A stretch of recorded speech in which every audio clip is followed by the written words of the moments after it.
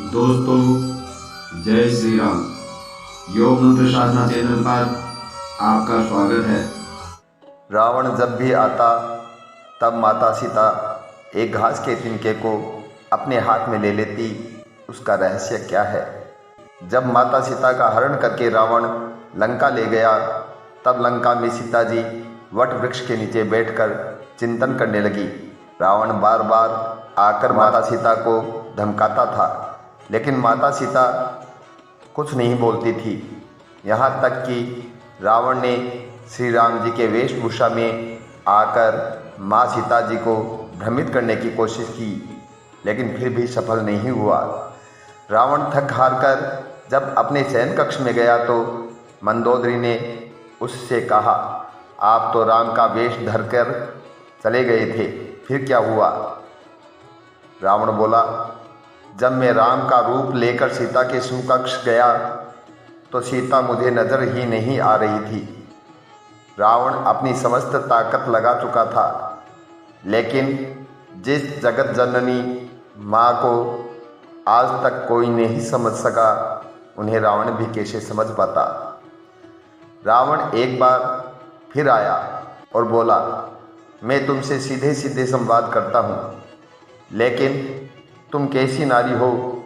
मेरे आते ही घास का तिनका उठाकर उसे ही घूर घूर कर देखने लगती हो। क्या घास का तिनका तुम्हें राम से भी ज़्यादा प्यारा है? रावण के इस प्रश्न को सुनकर माँ सीता जी बिल्कुल चुप हो गई और उनकी आंखों से आंसुओं की धार बह पड़ी। इसकी सबसे बड़ी वजह थी, जब श्री राम जी का विवाह माता सीता के साथ हुआ था तब सीता जी का बड़े आदर सत्कार के साथ गृह प्रवेश भी हुआ। बहुत उत्सव मनाया गया। प्रथा अनुसार नववधू विवाह पश्चात जब ससुराल आती है, उसके हाथ से कुछ मीठा पकवान बनाया जाता है ताकि जीवन भर घर पर मिठास बनी रहे। इसलिए माँ सीता जी ने उस दिन अपने हाथों से घर पर खीर बनाई और समस्त परिवार, राजा दशरथ एवं तीनों रानियों सहित चारों भाइयों और ऋषि संत भी भोजन कर रहे थे। माँ सीता ने सभी को खीर परोसना शुरू किया और भोजन शुरू होने ही वाला था कि जोर से एक हवा का झोंका आया। सभी ने अपनी अपनी पतली संभाली। सीता जी बड़े गौर से सब देख रही थी। ठीक उसी समय राजा दशरथ जी की खीर पर एक छोटा सा तिनका घास का गिर गया, जिसे माँ सीता जी ने देख लिया। लेकिन अब खीर में हाथ कैसे डाले, यह प्रश्न आ गया। माँ सीता जी ने दूर से ही उस तिनके को घूर कर देखा तो वो जलकर राख की एक छोटी सी बिंदु बनकर रह गया। सीता जी ने सोचा, अच्छा हुआ किसी ने नहीं देखा। लेकिन राजा दशरथ माँ सीता जी के इस चमत्कार को देख रहे थे। फिर भी दशरथ जी चुप रहे और अपने कक्ष में पहुंचकर माँ सीता जी को बुलवाया।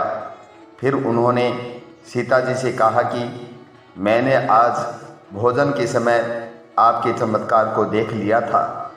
आप साक्षात जगत जननी स्वरूपा हैं, लेकिन एक बात आप मेरी ज़रूर याद रखना। आपने जिस नज़र से आज उस तिनके को देखा था, उस नज़र से आप अपने शत्रु को भी कभी मत देखना।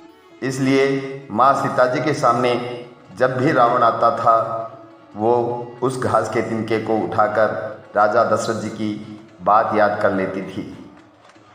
तृणधर ओट कहत बेदेही, सुमिरी अवधपति परम स्नेही। यही है उस तिनके का रहस्य। इसलिए माता सीता जी चाहती तो रावण को उस जगह पर ही राग कर सकती थी, लेकिन राजा दशरथ जी को दिए हुए वचन के अनुसार और भगवान श्री राम को रावण वध का श्रेय दिलाने हेतु माँ शांत रही। ऐसी विशाल हृदया थी हमारी जानकी माता। अगर आपको ये वीडियो अच्छा लगे तो इसे शेयर करें, लाइक करें और चैनल को सब्सक्राइब करें। जय श्री राम।